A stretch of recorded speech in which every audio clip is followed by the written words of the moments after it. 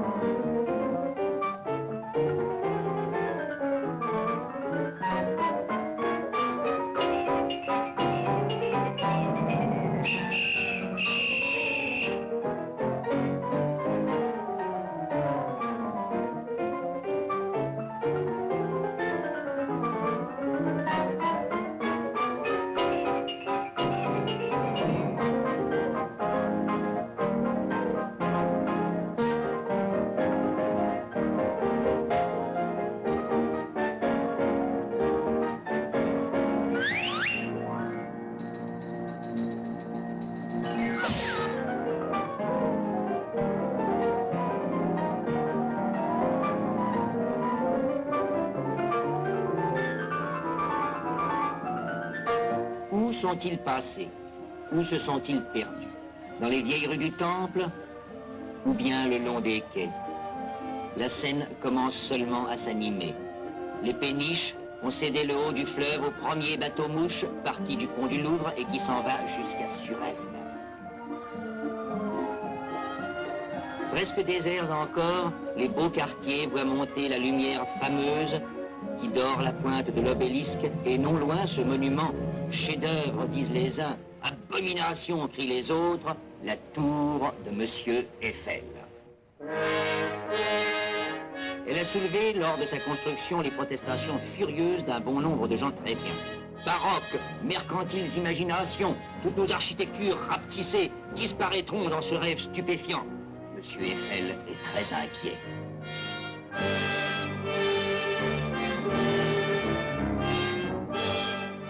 Mais si les officiels ont commencé par protester un peu avant l'exposition de 1900, la chanson populaire, en revanche, a accepté la tour. Elle s'en est amusée, attendrie. La tour est désormais une Parisienne.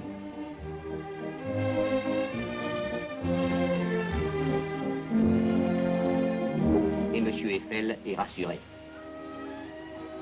À l'occasion de l'exposition de 1900, on donne au restaurant de la Tour des dîners très officiels.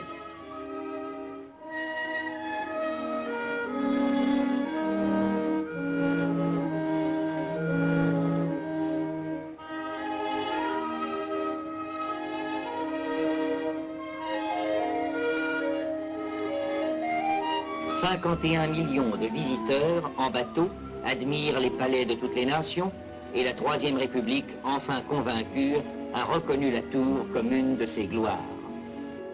Monsieur Fallières, dont le septennat s'inaugure, est fort satisfait. Comme Monsieur Eiffel, il a été immortalisé par la chanson populaire et il est devenu un symbole d'une France heureuse, sentimentale et ironique. il s'acquitte avec bonhomie de tous les devoirs de sa charge. Il inaugure, il reçoit, mais au comble de la gloire, il est saisi parfois d'une inquiétude. Eh oui, mais j'ai en province un petit cabinet d'affaires qui périclite. Il se rend donc dans sa ville natale et, rassuré, repart pour un voyage officiel. Il est à son tour reçu, salué, promené, fêté, et il inaugure, pour finir, un petit chemin de fer d'intérêt local. Le président est bien content. Le préfet de police, M. Lépine, ne l'est pas moins, qui inaugure à Paris la première station de métro, en compagnie de son collègue de Bruxelles. À son tour, sous terre d'abord, et puis dans les airs, il traverse, suivant la formule heureuse de M. Eiffel, dans un rêve stupéfiant, la capitale qu'il administre.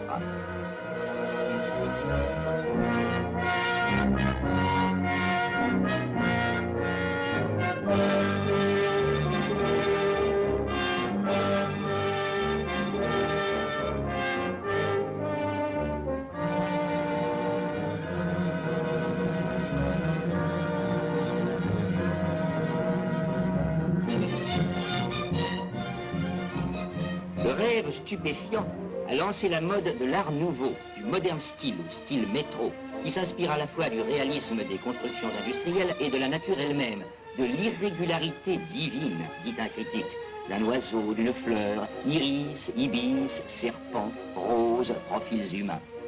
M. Majorel, dont les mobiliers ont fait courir tout Paris lors de l'exposition, pense cependant qu'il ne faut point que la recherche du nouveau l'emporte sur le bon goût. Dans le salon, une figure allégorique. Femme poisson, femme algue, femme lumière, symbolise le modernisme. Savez-vous vous asseoir demande la baronne de Staff, auteur de Conseils de mondanité. Savez-vous aussi marcher avec une jupe entravée, conserver ses beaux mouvements, musique des yeux. Il est de bon ton aujourd'hui d'affecter un peu de liberté dans le maintien, et l'on peut se permettre, entre femmes, de s'essayer à quelques-uns de ces petits gestes charmants, pleins de désinvolture. Il est up-to-date de tendre la main gauche à qui vous tend la main droite, ce que l'on ne saurait faire, bien entendu, en présence des messieurs. Si l'on se reçoit entre intimes, on peut s'abandonner un peu, sans exagérer cependant, ni se laisser aller à croiser les jambes, du moins en public. La même subtilité de jugement doit présider à toutes les opérations de la vie féminine et en particulier au choix toujours mystérieux et si important des coiffures et chapeaux. Cheveux embaumés à l'origan, à la violette, au santal, toisons de mélisande qu'on ne saurait peigner soi-même et qu'il faut abandonner à la main de qui vous coiffe ou vous décoiffe. Mais prenez garde de ne point blesser les yeux qui vous admirent. Toutes les hardiesses sont permises, à condition de rester dans le bon ton. Le jour où l'on est un peu las des chapeaux à la mode, on peut transformer en coiffure un sac bordé de perles ou une aumônière soutachée.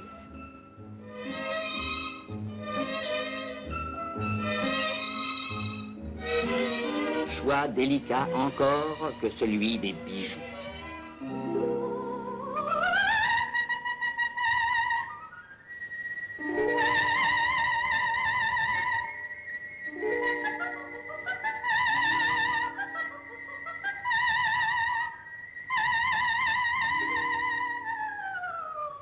On aime aussi, comme mademoiselle Marcel Prince, les lamés nobles, les argents, les dorés et mordorés. Également fameuse déjà, mademoiselle Gabrielle Dorzia préfère les tulles légers et les parfums des fleurs. Jeanne Marnac, accompagnée d'André Fouquière, présente les modèles d'hiver les plus nouveaux. Ces robes que seuls les grands faiseurs savent réussir, les fourreaux de grosses soies noires, les cuirasses de velours, les cottes de mailles en dentelle ou en jet, et sur une robe de velvétine, la broderie qui fait fureur, imitant le plumage d'un oiseau.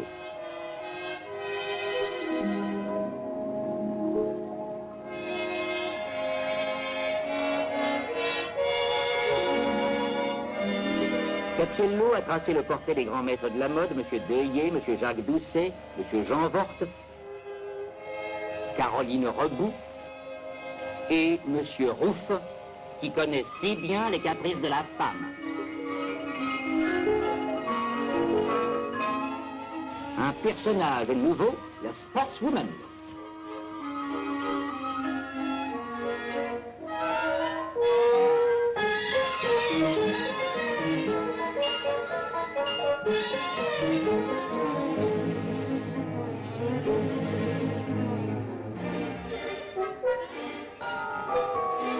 Mais la jupe longue est une entrave à la liberté de ses mouvements. L'apparition de la première femme à pantalon fit scandale.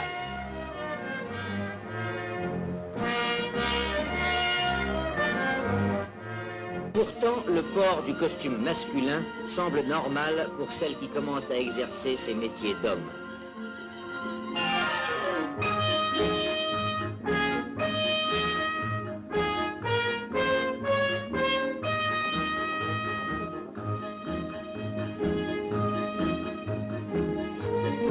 En France, en Angleterre, aux États-Unis, les suffragettes tiennent des meetings, défilent, protestent, affirment leurs droits. Miss Pankhurst et son chapeau mou. D'autres pensent mieux agir par la persuasion et préfèrent aux conférences houleuses les charmes plus insinuants d'un congrès suivi de garden party, en conviant au lieu de les bannir les émissaires du sexe fort. Libération physique et morale de la femme. Et d'abord, lutte contre ce despote mystérieux dont la silhouette féminine a été trop longtemps captive, le corset. Ce sera, dit une inlassable propagandiste, mieux qu'une réforme, une révolution. C'est une Bastille qu'il faut démolir. Mais que de problèmes alors. Comment faire tenir jupe, sous-jupe et jupon? On compare ainsi les silhouettes à demi ou tout à fait délivrées de cet instrument de torture que déjà la faculté condamne au nom de l'hygiène.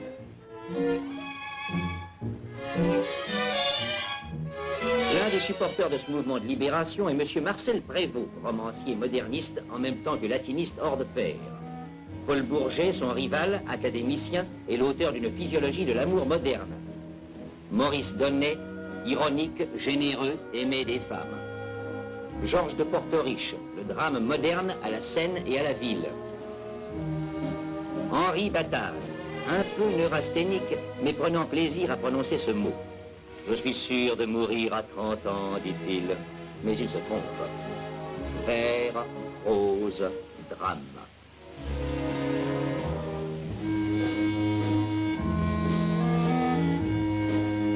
Et le dimanche, il peint des portraits excellents. Les femmes du monde posent en secret pour Steinlen. Sem, le caricaturiste, cruel, inlassable, a ses têtes favorites qu'il creuse comme on travaille une plaie.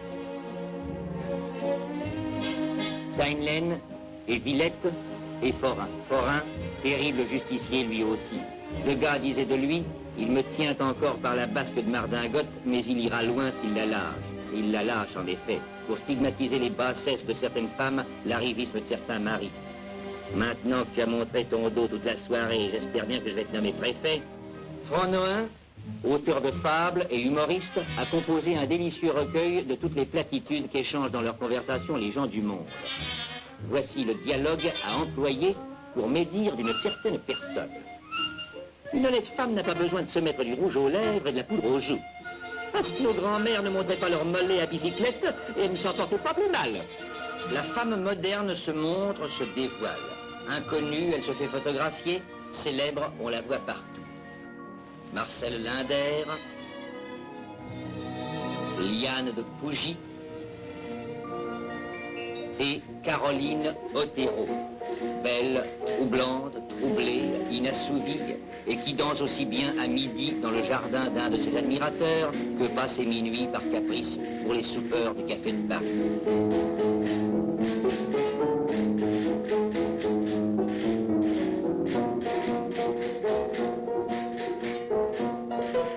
Aussi belle, mais lente, à languille, Cléode Mérode. On la vit à l'exposition de 1900 dans une danse exotique. Ce n'est pas du tout cambodgien, remarquèrent les puristes, mais c'est délicieux.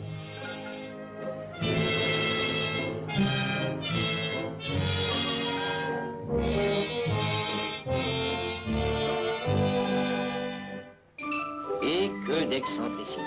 Étourdissante, disent les uns, impardonnable, crient les autres. Ce sont bien là les gestes équivoques de la séductrice. Paul Bourget les dépeint ainsi. Ses reins se cambrent pour me fuir, elle se tourne vers moi pour s'indigner, en réalité pour m'envelopper de ses yeux fixes et m'affoler. Voilà de quoi puisser un homme au pire folie. Et ce sont les phrases de l'amour, les thèmes nouveaux et pourtant éternels des jeux romanesques, gestes d'abord mystérieux, évasifs, furtifs, puis prometteurs jusqu'à l'encouragement.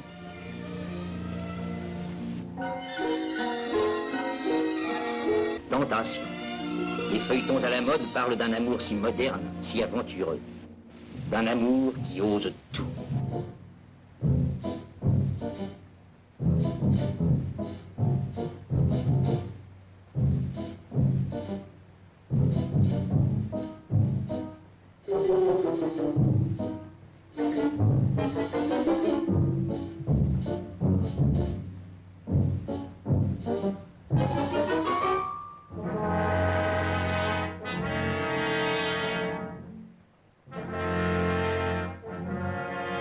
Ah, cette flamme des mots qui incendie le cœur.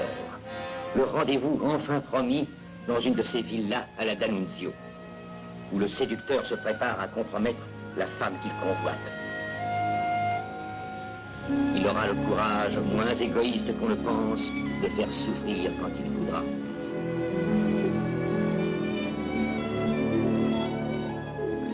Duel pour une femme.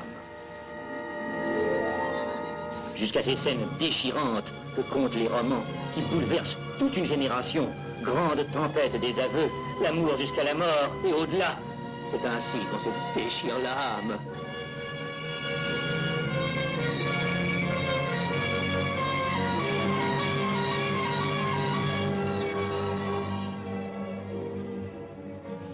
Willy veut peindre un amour plus léger, plus leste. Il a épousé Colette, qui sera bientôt l'un des grands écrivains du siècle. Déjà on dit de lui, ils ont beaucoup de talent. Willy a mis à la mode des scènes de genre un peu frivoles, anecdotes, quiproquos grivois. Ici, la femme mariée reçoit au lit la visite de son galant.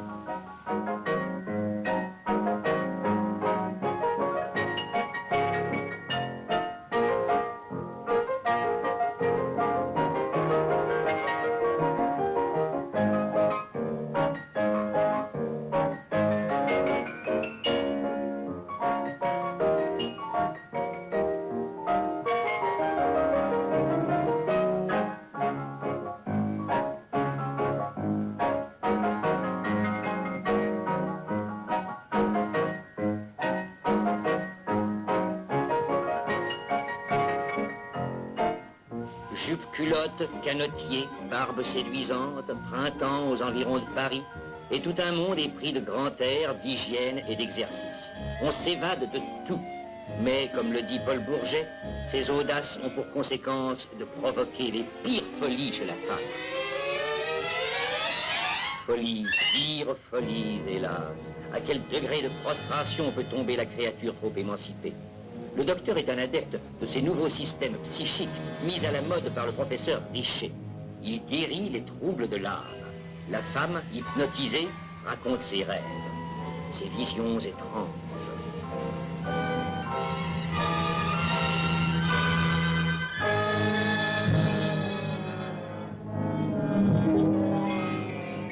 Elle révèle ses désirs de métamorphose.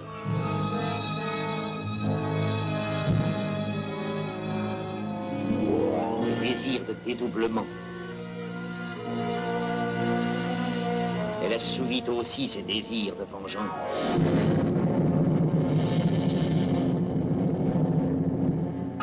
Et si au réveil, quelque trouble est encore en elle, le praticien a mis le doigt sur la plaie de l'âme. Et réveillant la malade, il a tôt fait de la libérer de ses derniers cauchemars. Et quoi de plus facile pour s'entretenir le moral que d'appliquer la méthode du professeur Coué, l'autosuggestion. Chaque jour et chaque nuit, tout va de mieux en mieux. Et sous l'œil attendri du mari, les belles dames se font photographier pendant leur sommeil afin de conserver le souvenir des mystérieux instants où chemine le rêve.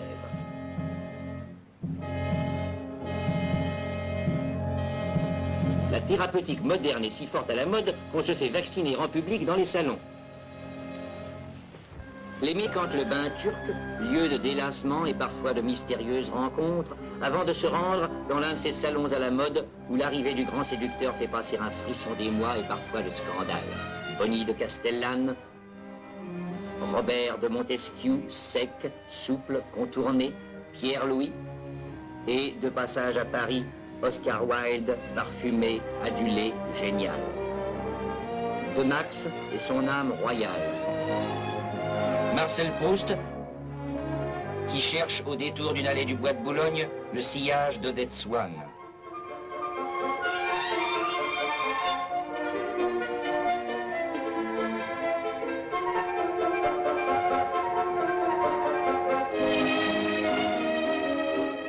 À la cascade, le long des lacs, on murmure des noms célèbres. Madeleine Roque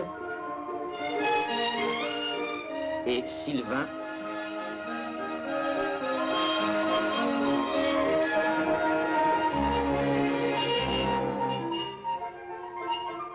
Et dès le mois de mai, du blanc, toujours du blanc, linon, broderie, guimpes empesées, nœuds de ruban et fleurs pour la bataille.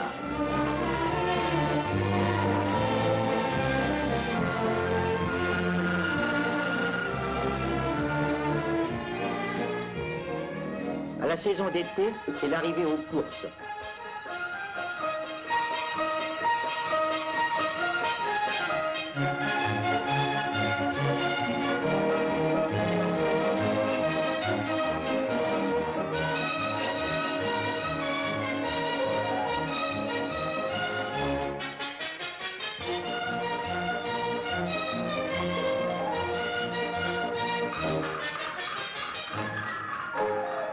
Ailleurs s'entraînent les vrais sportifs. L'épreuve du cross-country militaire est gagnée par Jean Bouin. Un débutant dont on espère que le nom sera fameux un jour, Georges Carpentier.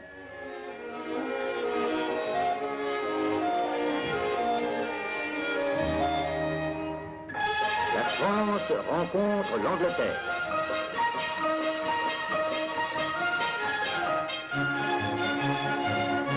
Sportsman, moderne, dynamique, intrépide, Rivière, champion cycliste et inventeur de la bicyclette s'enchaînent. Les automobilistes améliorent sans cesse leur record. Ils vont faire du 70 à l'heure.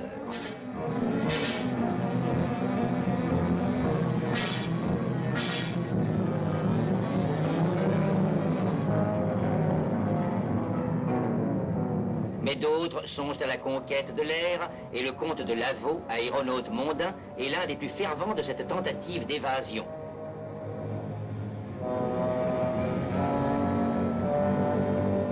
Le comte de Lavaux, partant pour une ascension, prononce quelques mots sur l'avenir des dirigeables.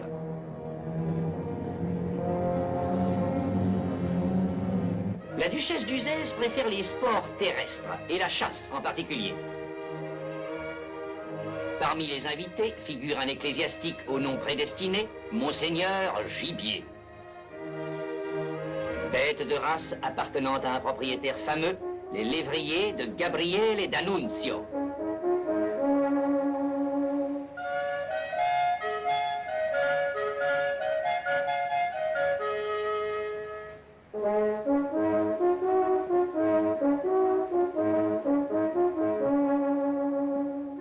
Chasse le vin et les belles, c'était le refrain de Bourbon.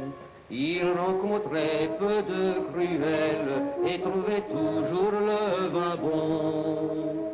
Ses maîtresses étaient fidèles et ses chiens avaient du renom. Fort satisfaite, la duchesse quitte ses terres pour se rendre à l'un de ces grands mariages qui font trembler de joie tout le faubourg Saint-Germain.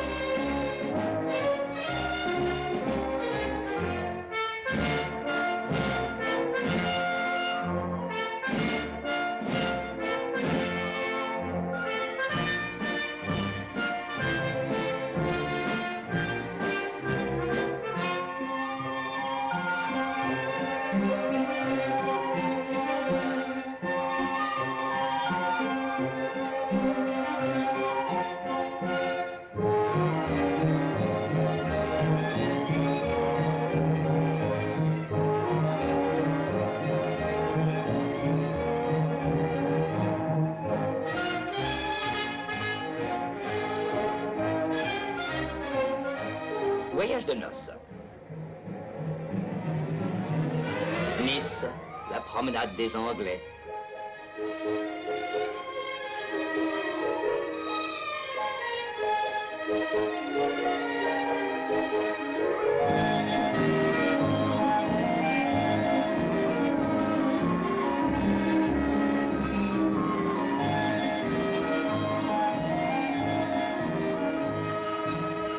Qu'on est loin de Paris. La saison mondaine pourtant y bat son plein, mais sous la pluie. Le quai Conti voit défiler pour une réception à l'Académie française les personnages les plus célèbres, authentiques immortels. Mais pour combien de temps? Qui, dans 40 ou 50 ans, les reconnaîtra?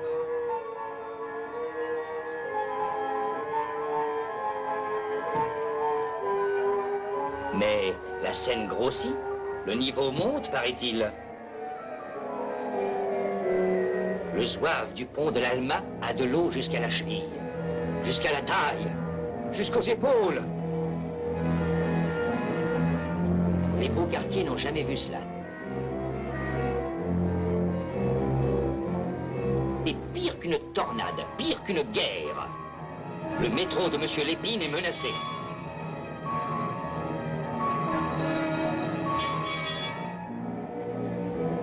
Que va devenir la Tour Eiffel?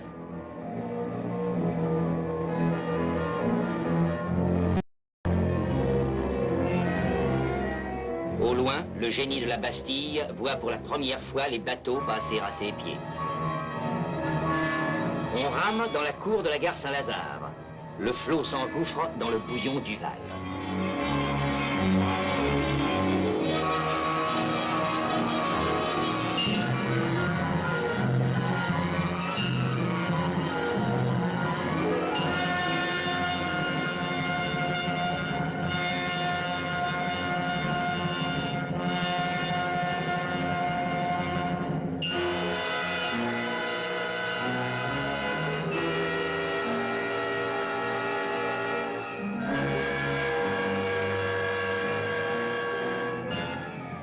Mais déjà, dit Jules Renard, le côté Venise de l'inondation commence à lasser tout le monde. À Boulogne, à Suresnes, les petits rentiers de banlieue s'impatientent, les voilà coupés de Paris.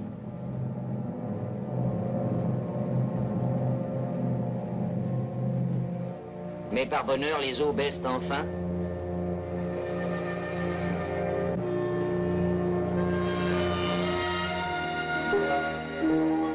Paris respire, le zouave a de nouveau les pieds au sec. Notre saison commence et Paris se prépare pour la mi-carême. Place Vendôme, les midinettes s'agitent. Qui sera cette année reine de Paris? Une modiste, une marchande des Halles, une demoiselle du carreau du Temple? La bonne société condescend à favoriser ces petites distractions. L'œuvre du jardin de génie distribue les graines qui permettront aux midinettes de fleurir leur balcon. Au bras de Monsieur Brésillon, conseiller municipal, la reine monte en voiture. C'est mademoiselle Marie Poirier qui tient pavillon aux Halles.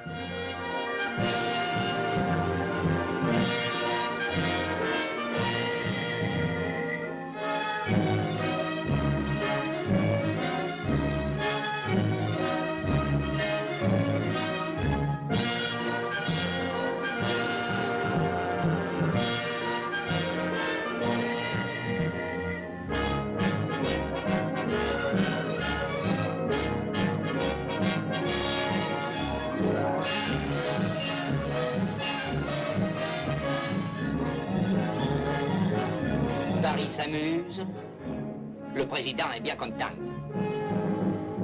Les fêtes foraines ont aussi leur société cosmopolite, aussi variée que celle de la promenade des Anglais. Le dragon de Luna Park voit passer les visages les plus exotiques. Au pavillon oriental, on assiste à ces chinoiseries, turqueries et japonneries qui sont si fortes à la mode.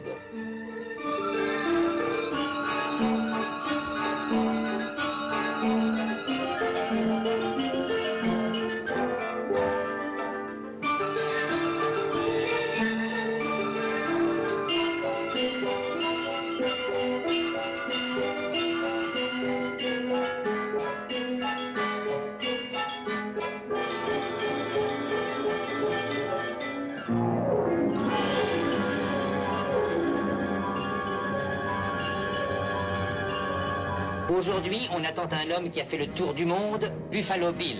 Buffalo Bill rend visite à Paris avec son immense troupe d'animaux.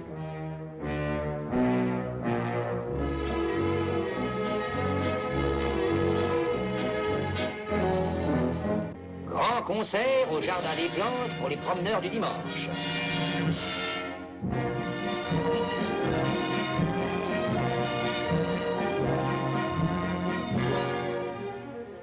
Mais quelques-uns s'en vont en silence se pencher sur la vie des végétaux.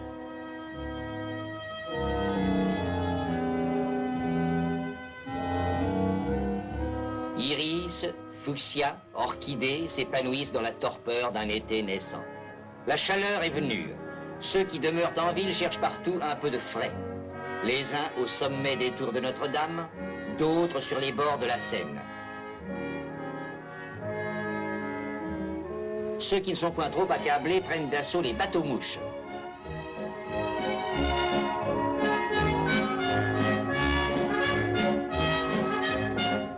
« 14 juillet.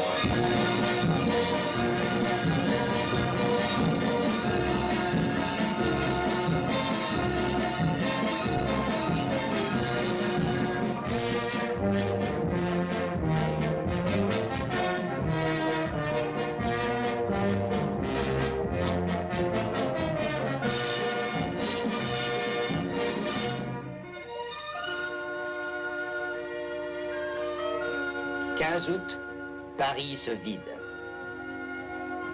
Les bêtes accablées réclament le secours des hommes.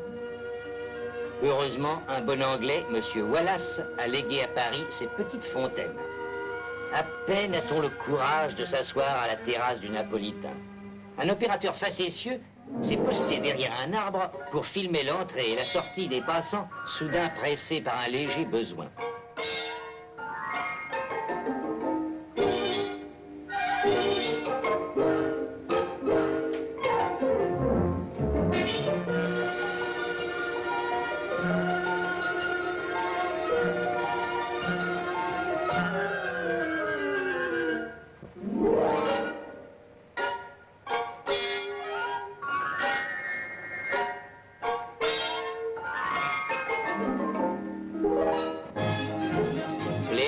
D'été.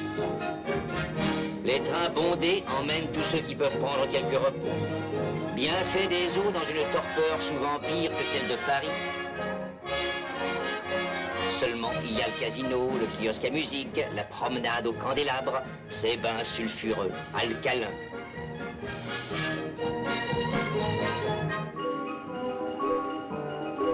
Cette aire mystérieuse au-dessus desquelles le sourcier balance son pendule et désigne l'endroit d'où jaillira la source.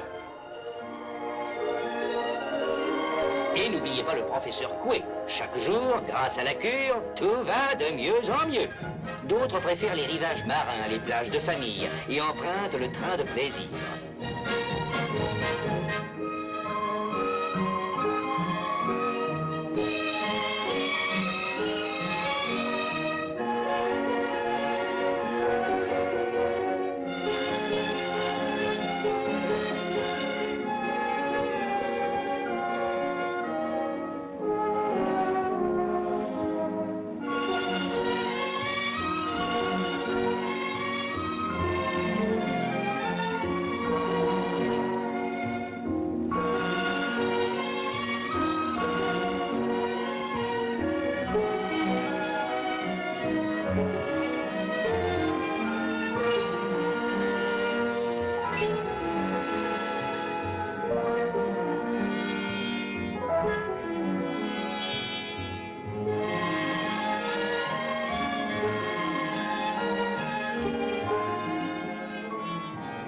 Comme elles sont pratiques, ces cabines roulantes où l'on peut se mettre en maillot de bain et gagner le bord de l'eau sans aucun risque d'être aperçu.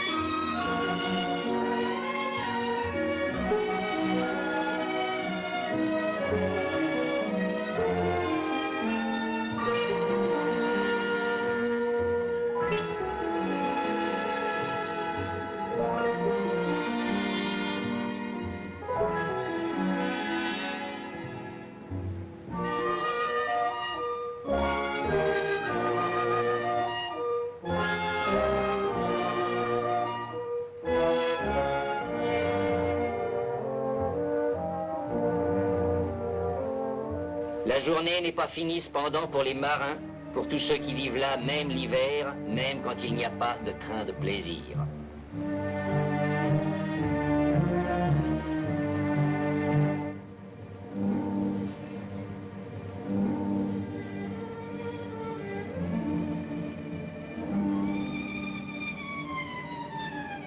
D'autres s'en iront vers les lieux à la mode, où l'on entend les tangos voluptueux et les valses tziganes.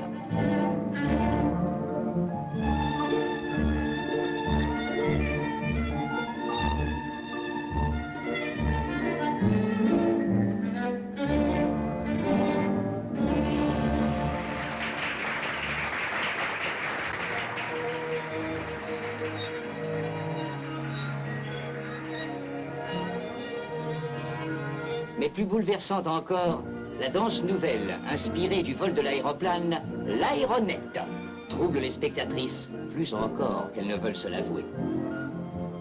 C'est une véritable initiation. Ces mouvements tour à tour planants, chaloupés, tendres, syncopés. Cet élan vers l'infini.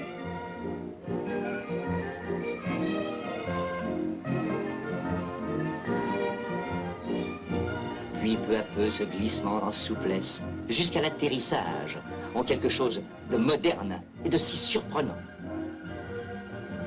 Atterrissage. La danse finie, on connaît un long moment d'extase.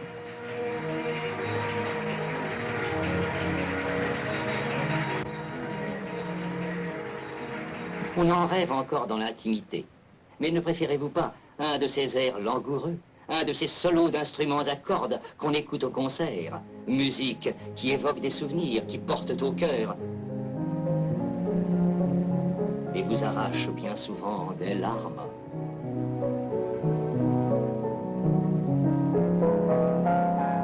Mais les musiques à la mode ne sont pas toujours, Dieu merci, aussi déchirantes. Au Moulin Rouge, les successeurs de la Goulue de Valentin le Désossé règlent et dansent le French Cancan de renommée mondiale, le Cakewalk et quelques-unes de ces féeries dont la vogue n'a pas cessé depuis le Second Empire.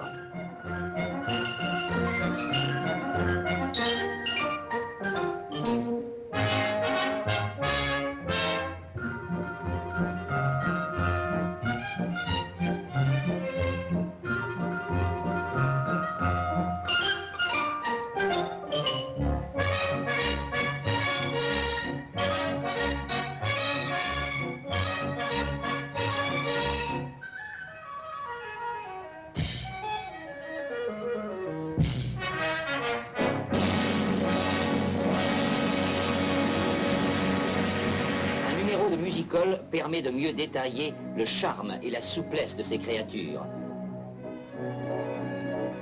C'est une véritable vision de la beauté classique, dit le prospectus. Spectacle de famille et qui peut être vu et imité par tous les publics. Pères, oncles, neveux, enfants de tous âges, les Julians.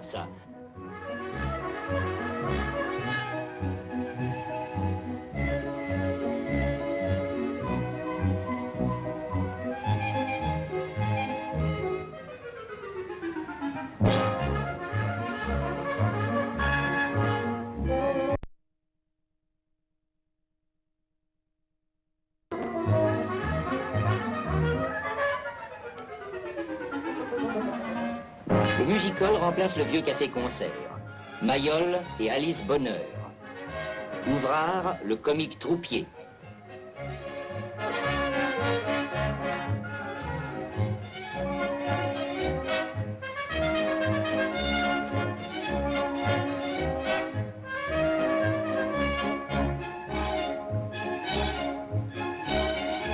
La jambe longue, la lèvre inférieure un peu proéminente, c'est Maurice Chevalier. Il s'exerce à imiter Mayol. Mistinguett l'y encourage.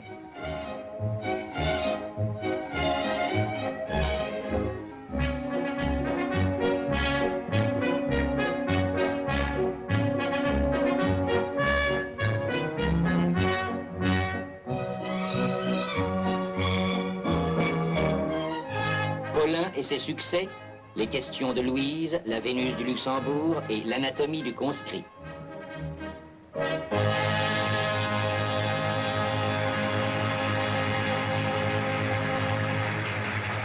Montéus préfère les refrains antimilitaristes. Félix Galipeau. Le public rit tellement qu'on n'entend même plus ce qu'il dit. Lui non plus. Monsieur le Président aime bien le music-hall. Dranem l'accueille à la Maison des Artistes. Au même moment, Monsieur Charles Pathé reçoit la visite de Ferdinand Zecca, scénariste, acteur, opérateur, metteur en scène, auteur de petits films féeriques ou burlesques. Spectacle forain, invention sans grand avenir, disent les uns. Art futur, murmurent les autres. On a filmé déjà les actualités, des scènes de la vie de tous les jours. C'est la nature prise sur le fait. Dans un cinéma de quartier, on présente L'amant de la lune.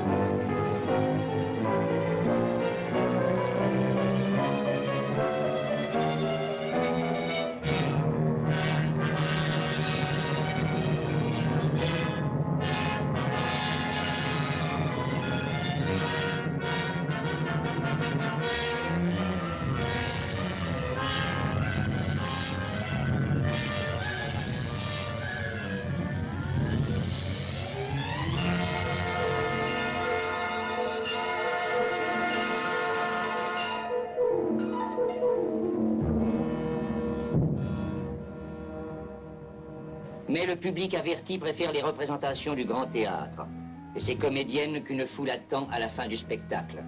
Méconnue jusqu'à 30 ans, fameuse ensuite, Gabrielle Réjeanne. Sarah Bernard, chevelure d'or rouge, regard d'azur, reçoit en France, en Angleterre, en Russie, en Amérique, l'hommage ininterrompu d'une époque passionnée de théâtre. Dans sa propriété de Belle-Île, elle déclame pour ses amis.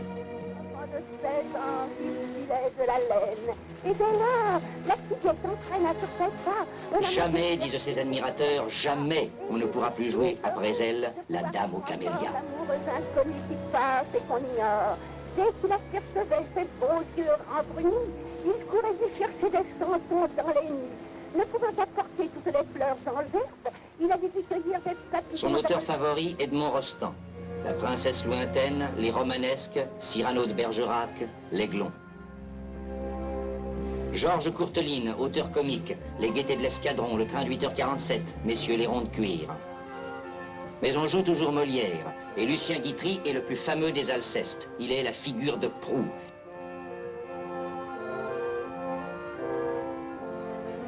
Il a des mots étonnants.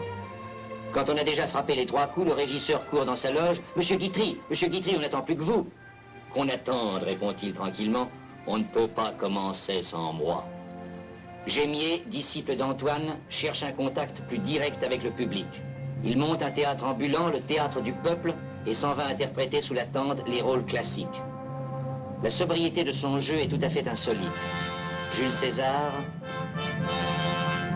Shylock du Marchand de Venise.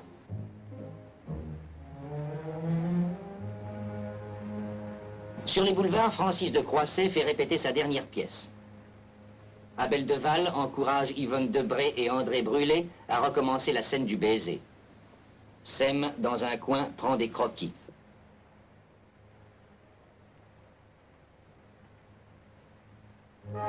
Ce sont aussi les grands mariages romanesques du théâtre.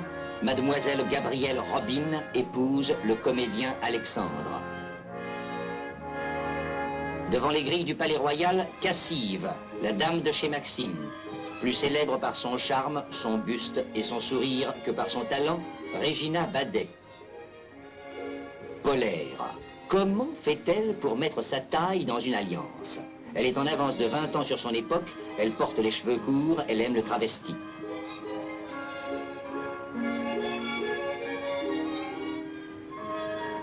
Déjà jeune, Cécile Sorel.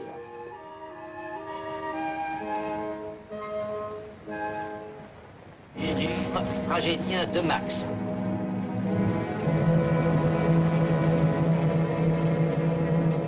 Mounet-Sully est plus qu'un acteur, plus qu'un artiste. C'est un dieu qui règne sur le peuple. À la Comédie Française, il joue la scène finale d'Édipe Roi. Ironique, mais par moments subjugué, Jules Renard le regarde. Il pousse des cris de phoque, ouvre une bouche de tube digestif, retrousse ses narines jusqu'à l'œil, qui est d'un blanc d'œuf effrayant. On ne l'entend pas, ou bien il hurle. Mais il y a en plus une cinquantaine de vers qu'il dit comme un dieu. La France, attendant quelque chose meilleur, aime donc... Dans la scène du cimetière d'Hamlet.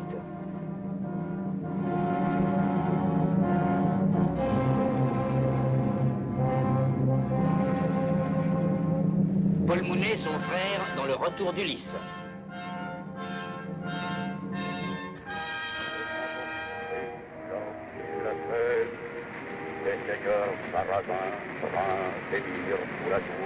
Pénélope, Madame Barthès, la divine, l'élégance faite femme.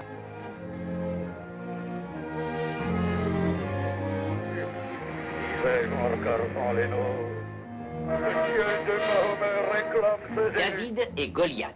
Une très jeune fille, mademoiselle Berthe Bovy, débute en travesti dans le rôle de David.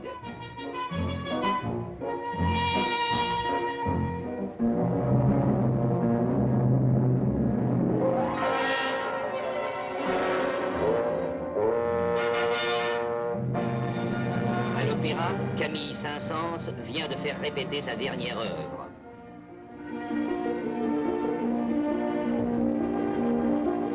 On accueille les grandes voix d'or du monde entier. Nelly Melba, qui donne son nom aux fruits glacés. Le napolitain Caruso, ravi, replaît la voix la plus chaude d'Europe.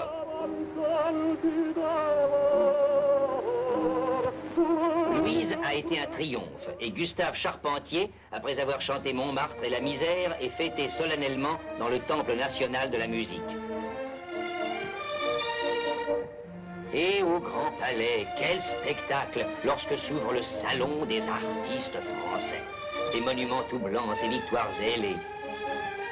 Un grand artiste officiel et son chef-d'œuvre, la statue de la reine Victoria. Monsieur Fallières, comme toujours, inaugure, approuve et complimente. Il s'est lui-même fait peindre par Monsieur Bonnat, qui a pour idéal exclusif d'exprimer la vérité.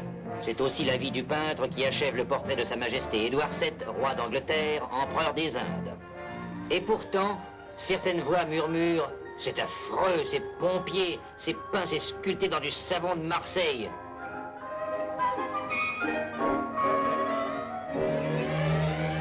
Contre l'art académique, la réaction est violente. Auguste Rodin, du haut de sa terrasse à Meudon, peut voir la ville de Paris qu'il a si longtemps ignorée. Il n'a jamais été un sculpteur officiel, mais peut-être est-ce la garantie de son immortalité. Auguste Renoir, vieillissant, ne peut plus tenir de pinceau entre ses doigts. Il continue cependant à faire ce qu'il a toujours fait, recréer la femme et la nature.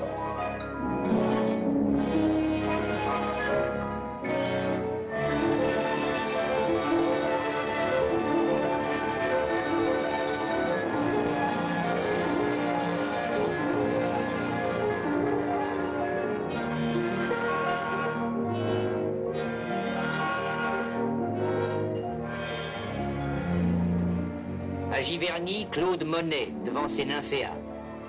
L'impressionnisme a scandalisé les critiques et le public s'est d'abord détourné de ces tableaux étranges avec ironie.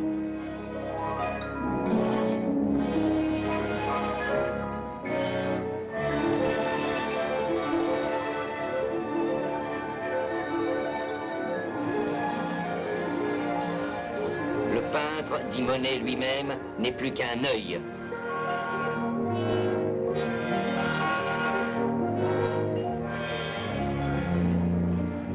La musique a suivi le même mouvement.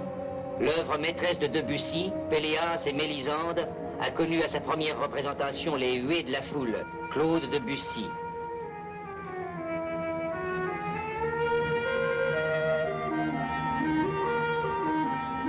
Les interprètes de Péléas, Jean Perrier, Marie Gardel.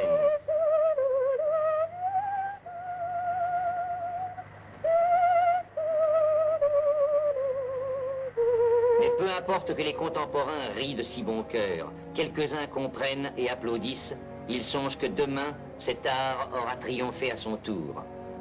Dans les jardins de Paris, le matin, de bonne heure, on aperçoit parfois un promeneur isolé qui songe au destin de ce temps et qui se demande quels en seront les prolongements dans l'avenir.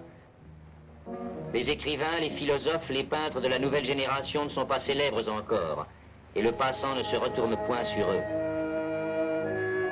Pourtant, c'est André Gide qui médite au but de Chaumont. Il répond aux artistes officiels « Nous nous en prenons à des terres nouvelles ». Au jardin du Luxembourg, Gide rencontre parfois un poète encore mal connu, lui aussi, Paul Valéry.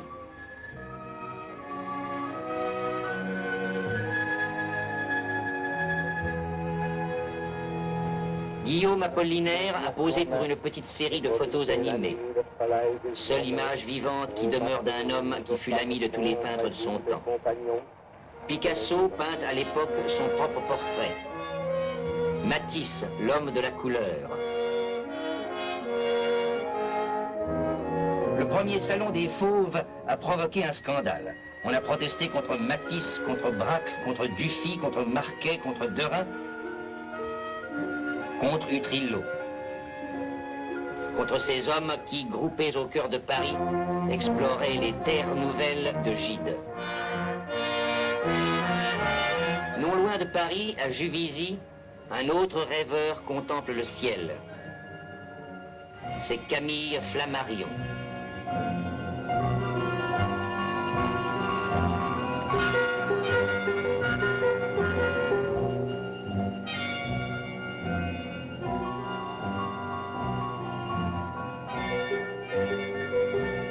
Un prodige est annoncé.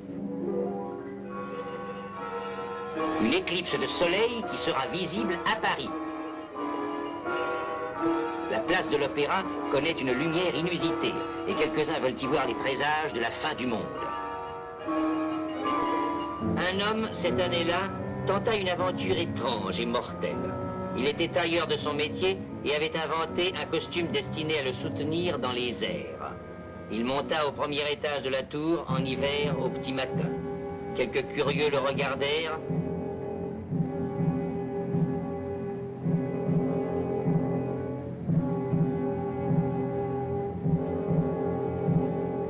Le virent hésiter.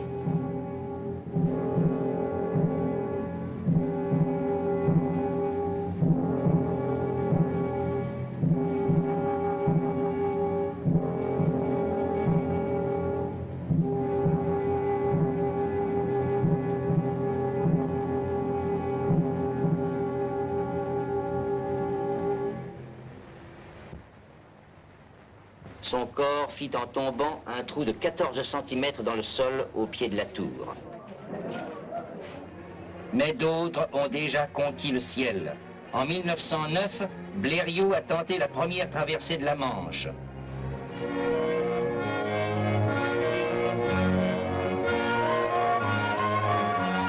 Son retour à Paris est triomphal.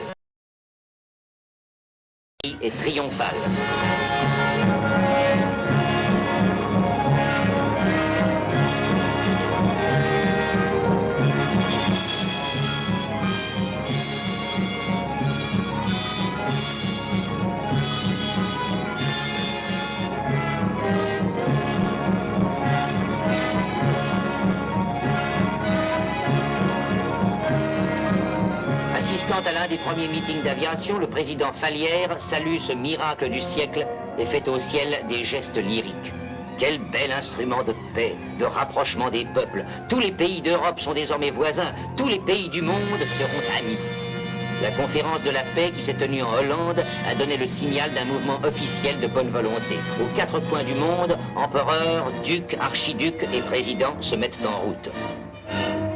Le jeune roi d'Espagne et sa suite. À Berlin, Édouard VII a rencontré son cousin Guillaume II.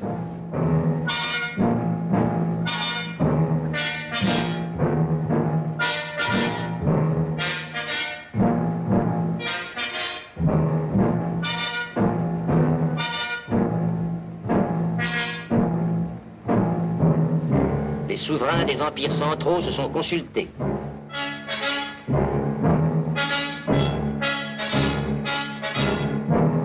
Au bras de M. Fallières, la reine la plus pacifique du monde, Wilhelmine de Hollande.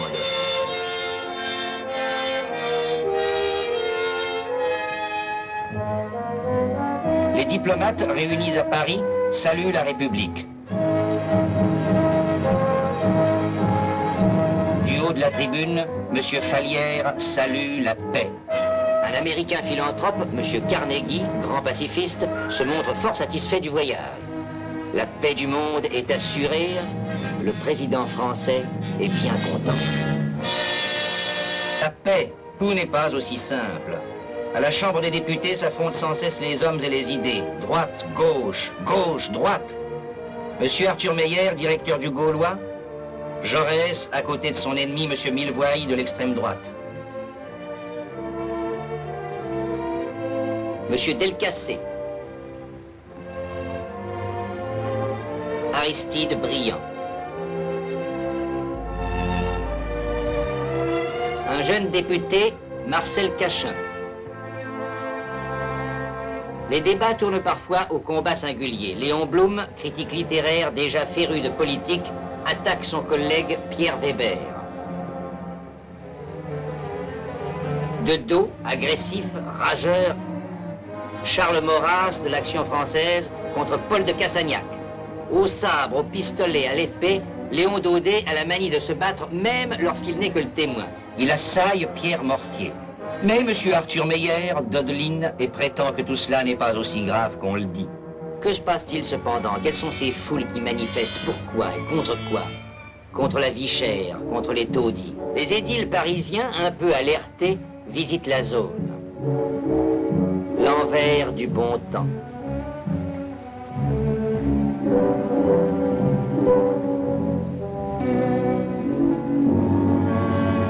Il ne se passe pas de jour où l'on ne voit aussi comment il meurt de cette vie-là.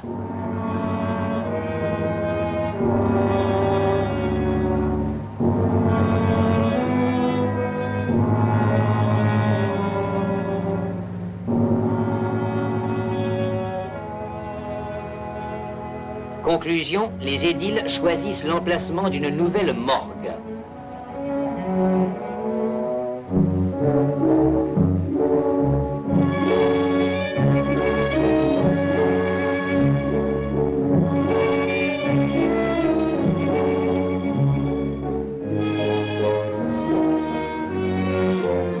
Mais ceux qui attendent dans la rue ne sont pas très sûrs que ce soit par des ventes de charité, des batailles de fleurs, des garden parties au profit des enfants affamés qu'on puisse résoudre ce problème.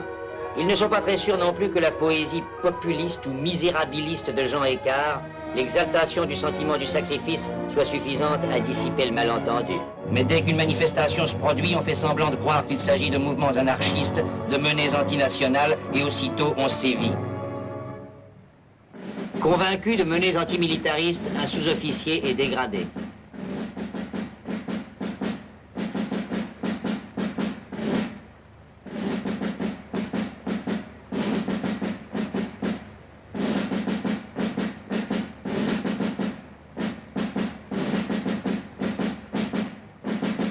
Paris se souvient avec angoisse des attentats de la fin du XIXe siècle.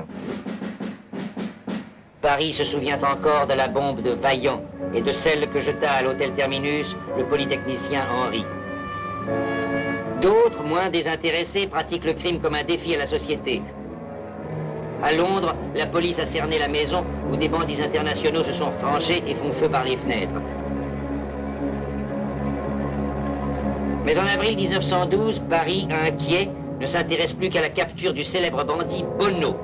Le 28 avril, on le dépiste à Choisy-le-Roi, au Nid Rouge.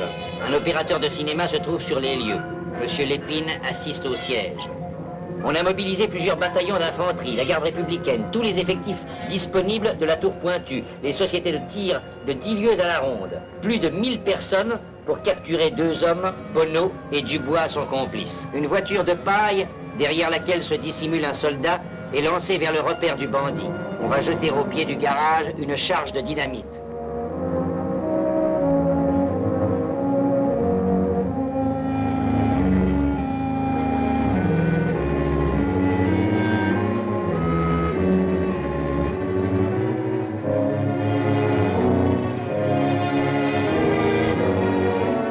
Après 2 essais infructueux, le garage sautera-t-il enfin?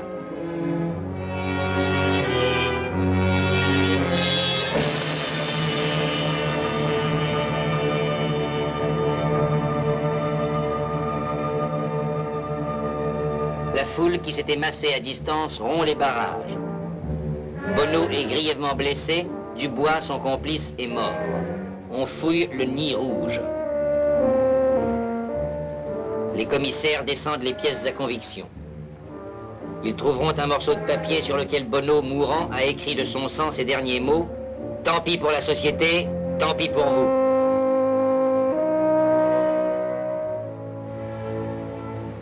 On emporte les corps sous les huées de la foule.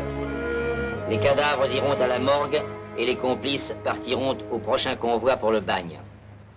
Ils sont bien 20 et 30 à Nantes dans la prison.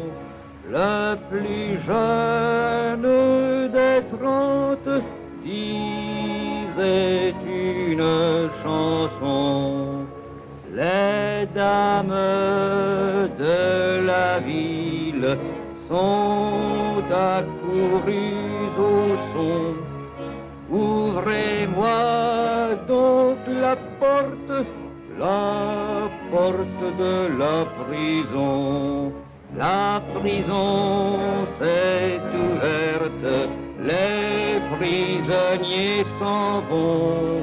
Ils s'en vont loin sur l'onde, jamais nous ne les reverrons. Et pourtant, les grandes questions de ce monde ne sont pas résolues. La condition des hommes change, mais sans apporter les améliorations qu'on attendait du progrès.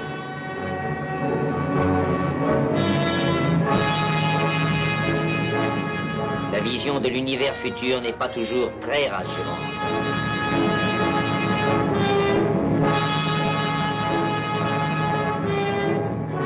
Ces hommes, ces femmes sont mal protégés contre la force des machines, contre l'ampleur même des mouvements qu'ils déclenchent, écroulement des mines, explosions, incendies.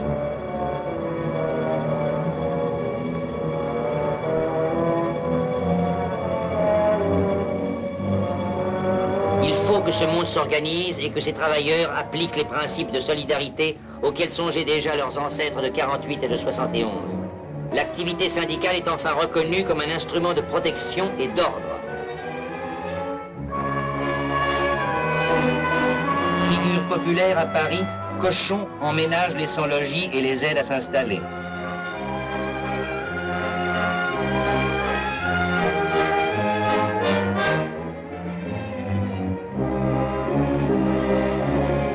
Agir, et quelquefois aussi ne pas agir. Une grève des chemins de fer éclate. Un gréviste a été tué.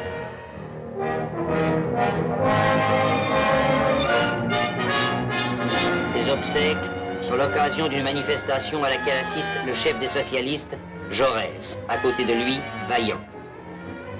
En Russie, Léon Tolstoï rêve depuis longtemps d'une fraternité qui assurerait à tous les hommes une paix vraiment heureuse. Des démonstrations pacifistes ont lieu sans cesse.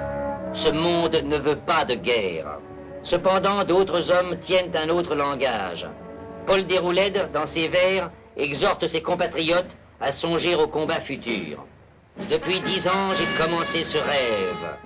Tout le traverse et rien ne l'interrompt. Dieu veuille un jour qu'un grand Français l'achève. Je ne suis moi qu'un sonneur de clairon. À quand le combat? Pour qui la victoire? Éclair de malheur ou rayon de gloire? Du hulan noir, du hussard bleu? Qui te tirera premier coup de feu? Je ne suis moi qu'un sonneur de clairon. Et ce n'est pas par égoïsme lâche que je soustrais mon bras à l'aviron. 1000 rameurs sont prêts pour cette tâche. Je ne suis moi qu'un sonneur de clairon. D'autres écrivains se font l'écho d'angoisses plus sérieuses. C'est l'époque où Maurice Barrès, littérateur, devenu homme politique, lance son appel aux soldats. Homme public, intérêt privé. Un industriel français, M. Michelin, vient de songer à l'utilisation de l'aviation en temps de guerre. Il fonde un prix pour l'équipement militaire des aéroplanes modernes. M. Turpin a mis au point un produit chimique dont l'utilisation donne des résultats fort encourageants. La mélinite. En Allemagne, M. Krupp, marchand de canons, se repose en famille sur son bateau de plaisance. Des deux côtés du Rhin, les usines marchent à plein rendement. À la Tour Eiffel, un petit coup de canon signale peut-être la fin du bon temps. Le septennat de M. Fallières s'achève. Le président chasse pour la dernière fois à Rambouillet. Pendant ce temps, ailleurs, un autre homme est aux aguets. C'est Guillaume II. Il chasse lui aussi, mais le gros gibier. Et son tableau de chasse est autrement impressionnant que celui de M. Fallières, qui n'a abattu que quelques oiseaux pacifiques. M. Fallières rentre à Paris pour procéder à l'installation de son successeur, M. Poincaré. L'époque change de visage. Adieu à M. Fallières. Bonjour à M. Poincaré. Et le président se retire à la campagne dans un champ de marguerites et veut demeurer le dernier symbole de la France heureuse. Les temps vont changer, les temps changent. Monsieur Carnegie, de nouveau en visite à Paris, ne trouve plus sur les boulevards cette atmosphère de paix joyeuse qui l'avait ravi. Il est inquiet. Il songe à ce qui se passe un peu partout dans le monde. Troubles, manifestations, révolutions, guerre. Au Portugal,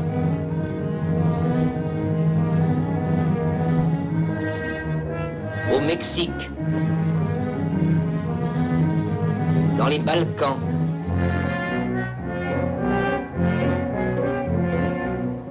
la Grèce se bat contre la Turquie.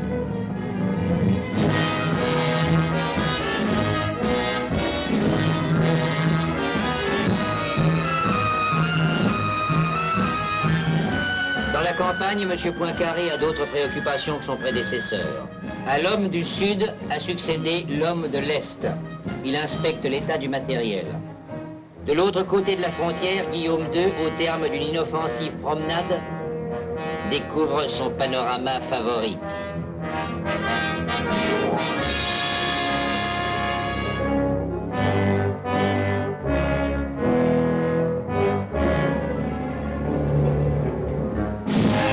Si les grandes revues officielles auxquelles assistent tous les représentants étrangers, futurs alliés, futurs ennemis, ont encore un caractère d'aimable parade, chacun n'en est pas moins hanté par l'image du moment où ses troupes entreront vraiment en action.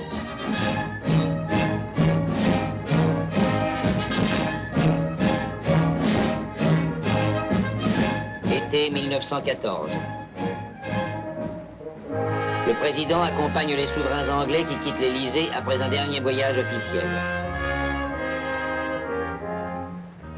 Lui-même part pour la Russie avec le ministre Viviani.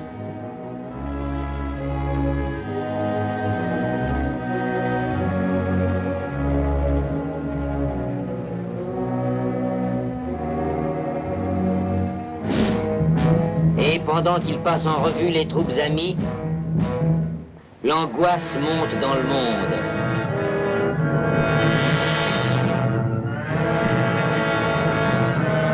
l'univers est sous pression.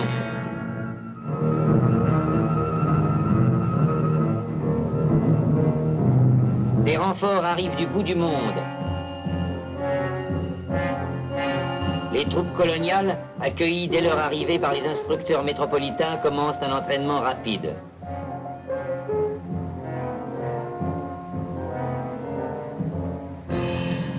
Au-delà du Rhin, même jeu.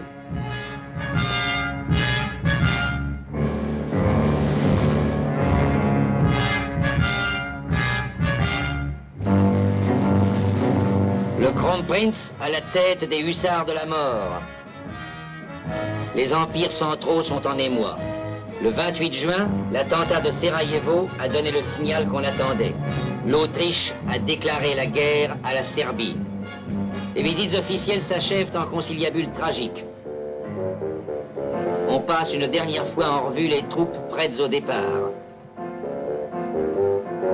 Comme un lion en cage, l'empereur va et vient, attendant de lancer l'ordre de marche.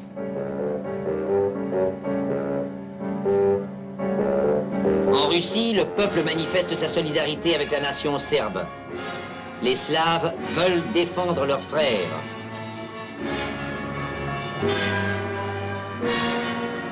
Le monde a les yeux fixés sur le palais impérial. Que va faire le tsar? Les officiels, ministres, ambassadeurs voudraient faire bon visage et rassurer l'opinion. Ils y parviennent mal.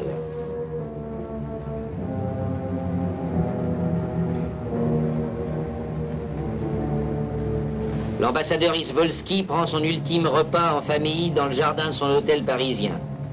Le monde n'a plus que quelques instants de paix à vivre. Un dernier soleil se couche sur Paris au soir du jour où Jaurès a été assassiné. Au matin du 2 août, le sort attend. Quelques instants encore. Et soudain sur les murs, une affiche. Par décret du président de la République, la mobilisation des armées de terre et de mer est ordonnée, ainsi que la réquisition des animaux, voitures et harnais nécessaires au complément de ces armées.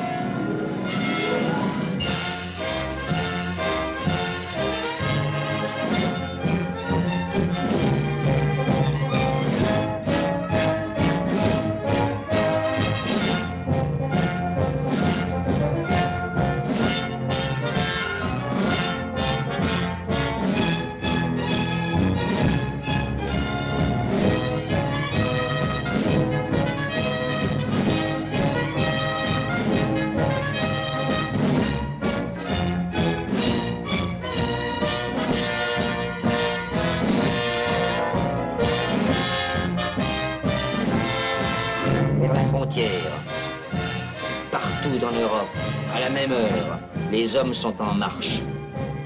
Les Belges.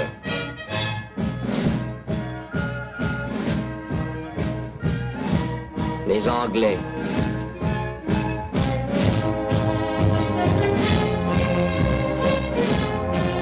Les Russes.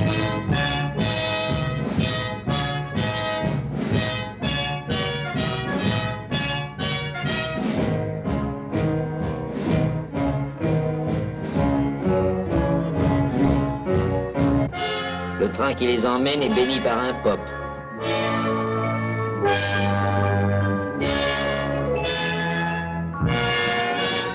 À la gare de l'Est, des cris encore joyeux.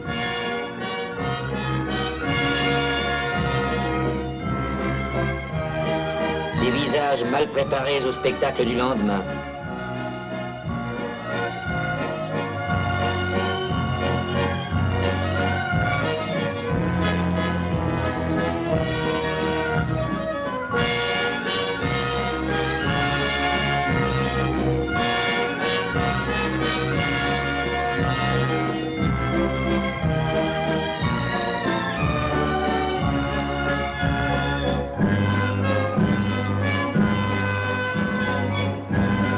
C'est pourtant 1900 qui s'achève.